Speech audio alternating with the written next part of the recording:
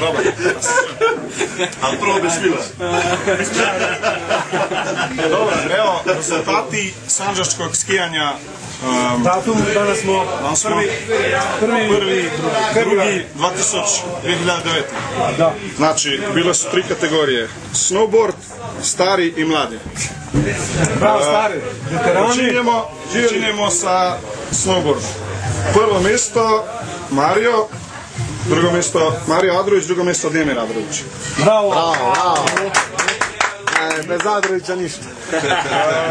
Sljedeći su mladi. Prvo mjesto Mark Agović, 34, 67.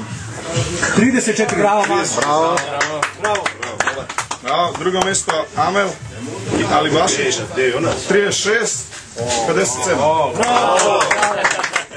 Treće mjesto je Jonas Agović, 37, 69. Bravo, Jonas. Četvrto mjesto Damir Adrović, 38, 5. Bravo. I peto mjesto Dejan, 39, 31. Bravo, Dejan.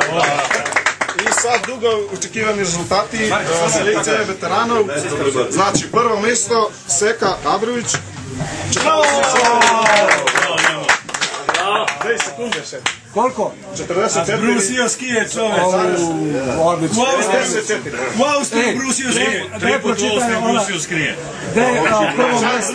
Prvo mjesto od mladih u sekunda. To sam rekao. Ja sam zaboravio. Drugo mjesto Jusuf Korać. Predsjednik. 48,04. Treće mjesto Šemca Agović. 48,78. 3 kategorije ovo. Ovo prvi put kategorija. Samo ne pije ovo.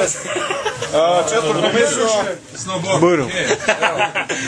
Pa Deči mora da preuzme. Na zdravlje.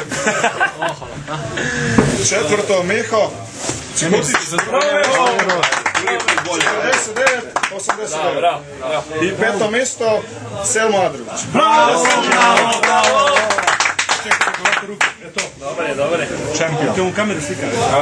Sad bi molio još organizatora da daje komentar na tu utakmicu današnju Šemca.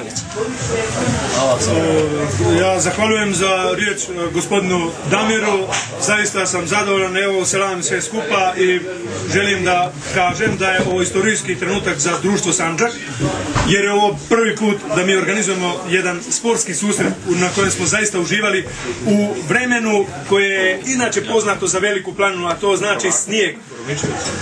Mogu reći da je organizacija bila sasvim u redu, pruga je bila sasvim dobra i tako dalje. Žao nam je samo što nije učešće bilo danas ovako malo masovnije.